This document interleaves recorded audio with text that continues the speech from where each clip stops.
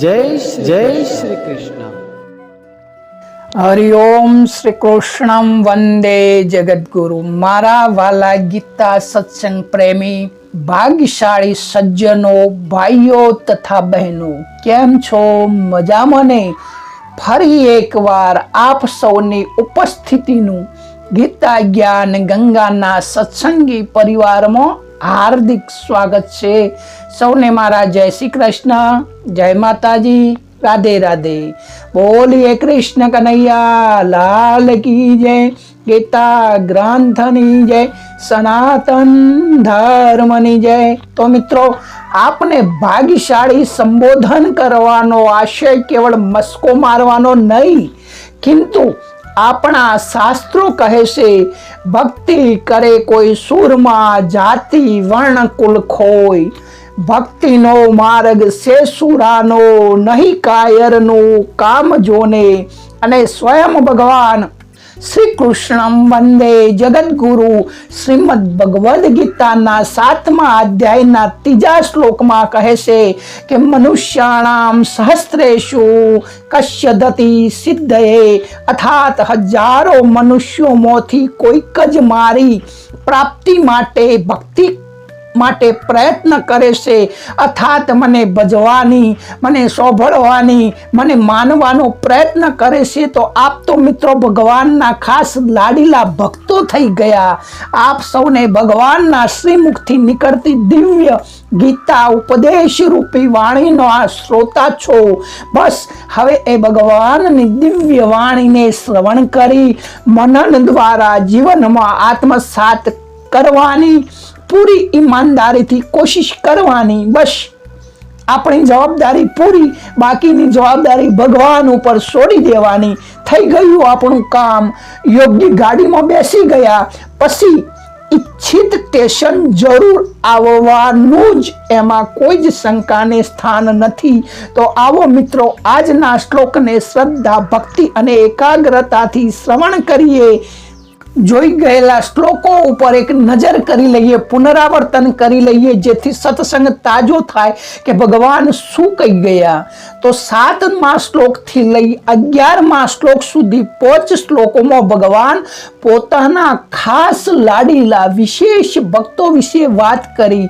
7મા અધ્યાયમાં ભગવાન કહ્યું કે જે પુરુષ મારી પરમ વિભૂતિને અને યોગ શક્તિને તત્વથી જાણી લે છે, એ નિશ્ચળ ભક્તિ યોગથી યુક્ત થઈ જાય છે.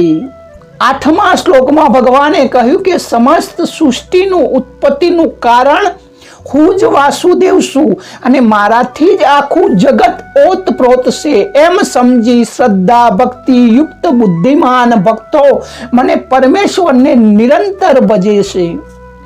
9મા અને 10મા શ્લોકમાં ભગવાને કહ્યું કે જે ભક્તો નિરંતર મારા ધ્યાનમાં પ્રેમપૂર્વક જોડાયેલા રહે છે, તેમના ઉપર હું સ્વયં કૃપા કરી, વિશેષ કૃપા કરી તેને બુદ્ધિ યોગ અર્થાત તત્વજ્ઞાન રૂપી યોગ આપું છું, જેનાથી તેઓ મને જ પામે છે. અને મિત્રો, 11મા શ્લોકમાં ભગવાને સૌથી વિશેષ વાત કરી કે કહે છે કે આવા મારા પ્યારા લાડીલા ખાસ ભક્તો ઉપર હું વિશેષ કૃપા કરવા, હું એમના હૃદયમાં વસેલો અંતર્યામી રૂપે પરમાત્મા સ્વયં એમના અંતઃકરણમાં અજ્ઞાનજન્ય અંધકાર દૂર કરી તત્વ જ્ઞાનનો દીપક સ્વયં પ્રજ્વલિત કરી અજ્ઞાનનો નાશ કરું છું. તો મિત્રો, અહીં ભગવાન સામાન્ય ભક્તની વાત નથી કરતા, જેને આપણે આપણી જાતને અથવા બીજાને ગણીએ છીએ. ભક્ત એટલે મિત્રો જે ભગવાનથી, પરમાત્માથી વિભક્ત ન હોય તે ભક્ત. જેમ 2 દીપક એક ઓરડીમાં મૂકવામાં આવે તો કયો પ્રકાશ કયા દીપકનો છે તે ખબર જ નથી પડતી. સાથે સાથે બંને દીપકની નીચેનો પડછાયો એટલે કે છાયા, અંધકાર લેશ પણ રહેતી નથી. સાથે સાથે કયા દીપકનો પ્રકાશ વધુ છે અને કયાનો ઓછો પ્રકાશ છે એ પ્રશ્ન જ નથી ઉદ્ભવતો. કેવળ ઉપર નીચે આજુબાજુ કેવળ ને કેવળ પ્રકાશ. તો મિત્રો, ભગવાનના લાડીલા ખાસ ભક્તો જે ભગવાનથી વિભક્ત નથી, એક અને અનન્ય છે, એટલે ભગવાન અને ભક્તમાં કોઈ લેશ પણ ફરક નથી દેખાતો. અને મિત્રો, ભગવાનનું વિધાન છે કે બોય સુવાળું ભૂખે મારું, ઉપરથી મારું માર, આટલો કરતા પણ હરી ન છોડે, ભગવાનને ન છોડે તો કરી નાખું બેડો પાર. મિત્રો, ભજન છે ને ભજનિક પુરુષોત્તમ દાસનું કે સંતપણા રે મનવા નથી મફતમાં મળતા, કે સંતપણા રે મનવા નથી મફતમાં મળતા. હાય નથી મફતમાં મળતા રે, એના મૂલ ચૂકવવા પડતા રે સંતના. સંતપણા રે મનવા નથી મફતમાં મળતા. બરી બજારે કોઈ વેચાણા, કોઈ તેલ કડામાં તળતા. હરિચંદ્ર રાજા ભર બજારમાં વેચાય છે, સુધનવા તેલ કડામાં તરે છે. પ્યારા પુત્રનું મસ્તક ખાડીને ભોગ સાધુને ધરતા. શેઠ સાગર શ્યા કેલૈયાના પોતાનો વાલા છોકરાનો ખોડણીએ ખોડે છે. તો મિત્રો, આવા ભક્તોની નિષ્ઠાની પરાકાષ્ઠા તો જુઓ. રાજા હરિચંદ્ર, શેઠ સાગર શાહ, સુદામા, આવા અનેક લાડીલા ભક્તોની વાત ભગવાન કરે છે અને કહે છે કે ભક્તિનો માર્ગ છે સુરાનો, નહીં કાયરનું કામ જોને. આમ સ્વયં ભગવાન દ્વારા ભગવાનના ખાસ લાડીલા ભક્તોનું વર્ણન જો થાય, અને ખાસ ભક્ત અને ભગવાનનો વિશેષ મિત્ર અર્જુન, શું આવા પ્યારા ભક્તોનું વર્ણન પોતે આવો ખાસ ભક્ત બનવાની ઈચ્છા ના થાય મિત્રો? તો હવે ખાસ ભક્ત કઈ રીતે બનાય તેવી ભગવાન દ્વારા સ્વયં ચર્ચા નીકળતો પોતાની જિજ્ઞાસા પર અર્જુન કાબૂમાં ન રાખી શકતા. અર્જુન આ વિશે વધુ વિસ્તારથી અને સરળ સાદી ભાષામાં સમજાય તેવું ભગવાનને ફરીથી કહેવા વિનંતી કરે છે. ભગવાનની સમક્ષ પ્રસ્તાવ મૂકે છે કે મને ફરીથી આ કહો કે ખાસ ભક્ત કઈ રીતે બનાય, ભક્તિ કઈ રીતે વધે, પ્રભુમાં પ્રેમ કઈ રીતે જાગે અને પ્રભુની વિશેષ કૃપા ભક્ત ઉપર ખાસ કઈ રીતે થાય. તો મિત્રો, આ 12 થી 18 શ્લોક સુધી અર્જુન ભગવાનને પોતાના હૃદયમાં ઉદ્ભવતા પ્રશ્નો વિશે કહે છે. તો આપણે જોઈએ. ગીતા અધ્યાય 12, ગીતા અધ્યાય 10, શ્લોક નંબર 12. અર્જુન ઉવાચ પરબ્રહ્મ પરમ ધામમ પવિત્રમ પરમં ભવામ પુરુષમ શાશ્વતમ દિવ્યમ માદિદેવમજં વિભુમ. શ્લોક 13. આહોસ્તામૃષય સર્વે દેવર્ષિ નારદા તથા અસિતો દેવલો વ્યાસ સ્વયં ચૈવ બ્રવીષિ મે. અર્જુન બોલ્યા કે આપ પરબ્રહ્મ, પરમધામ અને પરમ પવિત્ર છો, કેમ કે આપને બ્રહ્મા, વિષ્ણુ, બધા ઋષિઓ, દેવર્ષિ નારદ, અસિત તથા દેવળ ઋષિ તથા મહર્ષિ વ્યાસ પણ સનાતન દિવ્ય પુરુષ અને દેવોના આદિ દેવ અજન્મા સર્વવ્યાપી કહે છે, તેમજ આપ પણ મને એમ જ કહો છો. શ્લોક 14. સર્વમેતમ દ્રવ્યમ મન્યે યન્મા વદસી કેશવમ નહિ તે ભગવન વ્યક્તિમ વિદુ દેવાન દાનવા. હે કેશવ, આપ જે પણ કઈ મને કહો છો એ બધું સત્ય જ માનું છું, એમાં કોઈ જ શંકા નથી. કેમ કે હે ભગવાન, આપનું લીલામય સ્વરૂપ કદી દાનવો પણ નથી જાણતા અને દેવો પણ નથી જાણતા. શ્લોક નંબર 15 સ્વયમેવાત્મનાનમ વેથ્યમ ત્વમ પુરુષોત્તમમ ભૂત ભાવન ભૂતેષુ દેવ દેવ જગતપતે. હે ભૂતોના ઉત્પન્ન કરનારા, હે ભૂતોના ઈશ્વર, હે દેવોના દેવ, હે જગતના સ્વામી, હે પુરુષોત્તમ, આપ સ્વયં પોતાનાથી જ પોતાને જાણો છો. વક્તુમ હર્ષશેષેણ દિવ્ય આત્મા વિભૂતય યા વિભૂતિ લોકા નિર્માસ્તવમ વ્યાપતિષ્ઠતિ. આથી જે વિભૂતિઓ દ્વારા આ બધા જ લોકોમાં વ્યાપીને રહેલા છે એ આપની દિવ્ય વિભૂતિઓને સંપૂર્ણપણે કહેવા માટે આપ જ સક્ષમ છો, આપ જ યોગ્ય છો. શ્લોક નંબર 17 કથમ વિધામહમ યોગીમ સ્વા સ્વદા પરિચિંતયન કેશુ કેશુ ચ ભાવેશુ ચિંત્યોસ્મી ભગવન્મયા. હે યોગેશ્વર, હું કેવી રીતે સદાય આપનું ચિંતન કરીને આપને જાણું. અર્જુનનો સરસ પ્રશ્ન છે કે હે યોગેશ્વર, હું કેવી રીતે સદાય આપનું ચિંતન કરીને આપને જાણું.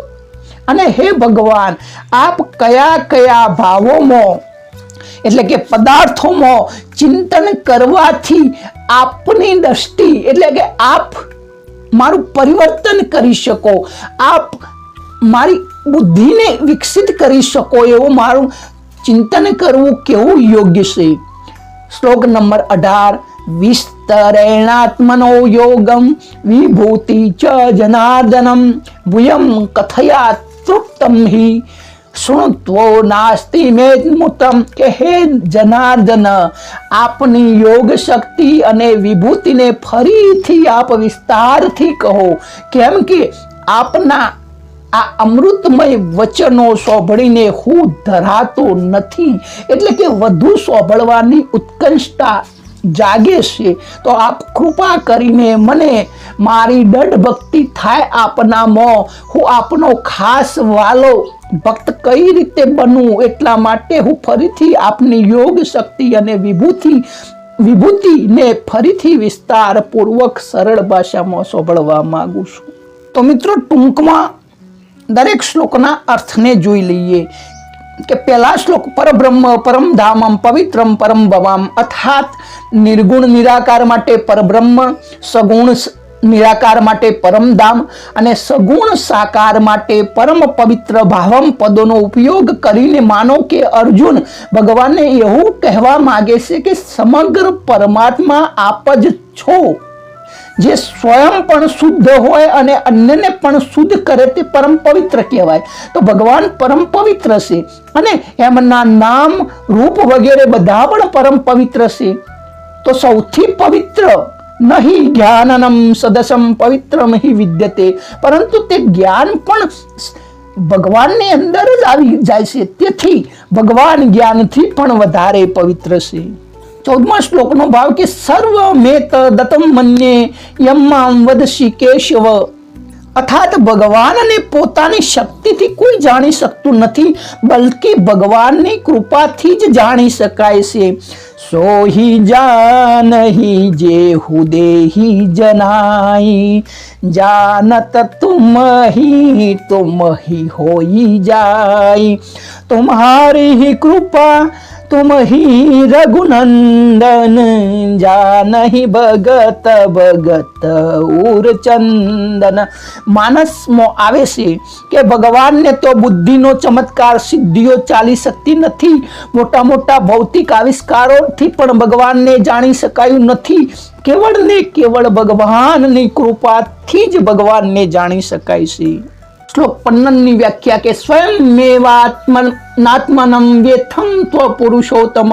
અર્થાત આપ સ્વયં પોતાને પોતાનાથી પોતે પોતાને જાણો છો. આનો અર્થ એ થયો કે જાણવા વાળા પણ આપ છો અને જણાવવા વાળા પણ આપ છો, જાણવું પણ આપ છો. અર્થાત સર્વ કંઈ આપ જ છો.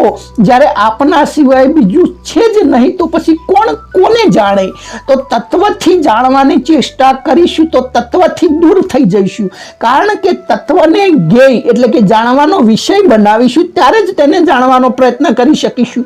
તત્વ તો સર્વનો જ્ઞાતા છે, જ્ઞેય નથી. સર્વના જ્ઞાતાનો કોઈ પણ બીજો જ્ઞાતા હોઈ શકે જ નહીં.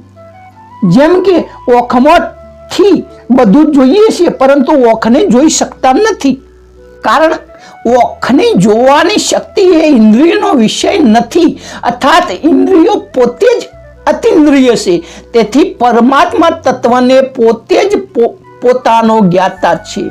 શ્લોક નંબર 16 અર્જુન કહે છે કે વક્તુમ હર્ષશેષેણ દિવ્યા હાત્મા વિભૂતય, અર્થાત અર્જુન ભગવાનને કહે છે કે આપની સંપૂર્ણ વિભૂતિઓનું વર્ણન આપ જ કરી શકો છો, કારણ કે આપ જ સ્વયં પોતે પોતાને જાણો છો અને બીજો આપને જાણી શકે એ સંભવ જ નથી.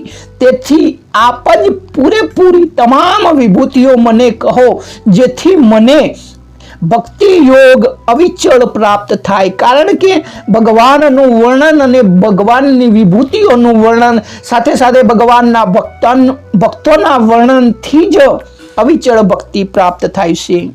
શ્લોક નંબર 17 કથમ વિદામહે યોગિસ્તાવા સદા પરિચિંતનમ, અર્થાત અર્જુનના પ્રશ્નનું તાત્પર્ય છે કે હે ભગવાન, આપ કયા કયા રૂપોમાં પ્રગટ થાવ છો જે રૂપોનું હું ચિંતન કરી શકું. અર્જુનને આ પ્રશ્ન સુગમતા પૂર્વક ભગવદ પ્રાપ્તિના ઉદ્દેશથી કર્યો છે. અર્જુન તમામ સાધકોનો પ્રતિનિધિ છે, તમામ ભક્તોનો પ્રતિનિધિ છે, તેથી તેનો આ પ્રશ્ન સીધો સાધકો માટે છે. અર્જુન ભગવાન શ્રી કૃષ્ણને તો જાણતા જ હતા, પરંતુ તેમના સમગ્ર રૂપને જાણતા ન હતા. તેમનામાં ભગવાનના સમગ્ર રૂપની જિજ્ઞાસા હતી. તેથી તેઓ પૂછે છે કે હું આપના આ સમગ્ર રૂપને કઈ રીતે જાણું, કયા રૂપોમાં હું આપનું ચિંતન કરું. આથી સિદ્ધ થાય છે કે ભગવાનની વિભૂતિઓ ગૌણ નથી, પરંતુ ભગવદ પ્રાપ્તિનું માધ્યમ છે, સહાય રૂપ છે. વિભૂતિ રૂપથી સાક્ષાત ભગવાન જ છે અને જો સુધી મનુષ્ય ભગવાનને નથી જાણતો ત્યાં સુધી તે ગૌણ અને મુખ્ય ભાવના રહે છે, અને ભગવાનને જાણ્યા પછી તે ગૌણ અને મુખ્ય ભાવના રહેતી નથી, કારણ કે ભગવાન સિવાય અન્ય કશું છે જ નહીં તેવી તેની દૃઢ નિષ્ઠા થઈ જાય છે. પછી તેમાં ગૌણ અને મુખ્યનું કોઈ તાત્પર્ય રહેતું નથી. અને મિત્રો 18મો શ્લોક વિસ્તરેણ આત્માનો યોગમ વિભૂતિ ચ જનાર્દન. મિત્રો જેમ ભૂખ્યાને ભોજન અને તરસાને પાણી પ્રિય લાગે એ જ રીતે જિજ્ઞાસુ ભક્ત અર્જુનને ભગવાનના વચન બહુ વિલક્ષણ લાગે છે. તેને ભગવાનના વચન જેમ જેમ વિલક્ષણ લાગે છે તેમ તેમ તેની ભગવદ પ્રતિ વિશેષ ભાવ પ્રગટ થતો રહેશે, અને વિશેષ ભાવ પ્રગટ થતો રહેશે એના કારણે એ ભગવાનને વધુના વધુ જાણવાની ઈચ્છા રાખે છે. તો મિત્રો હવે 19મા શ્લોકમાં ભગવાન અર્જુનની પ્રાર્થનાનો સ્વીકાર કરી આગળના શ્લોકમાં પોતાની વિભૂતિઓ અને પોતાની વિભૂતિ યોગના કહેવાનો આરંભ કરશે. તો આપણે પણ શ્રદ્ધા ભક્તિથી સાંભળીશું. ગીતા ના સત્સંગમાં જોડાઈ રહેવા માટે આપ સૌને મારી વિનંતી છે કે આપ ગીતા જ્ઞાન ગંગા ચેનલ જરૂરથી સબસ્ક્રાઇબ કરી લેજો, કારણ કે મિત્રો આવો મોકો વારંવાર મળતો નથી કે ભગવાન પોતાના પ્યારા ભક્તો માટે ખાસ વિશેષ કૃપા કરીને પોતાની વાણી ગીત દ્વારા, પોતાના જ્ઞાન દ્વારા, પોતાના ઉપદેશો દ્વારા પોતાના વધુના વધુ નજીક લાવે છે. તો મિત્રો ફરીથી જોતા રહો અને જોડાતા રહો ગીતા જ્ઞાન ગંગામાં. સૌને મારા જય શ્રી કૃષ્ણ, જય માતાજી, રાધે રાધે.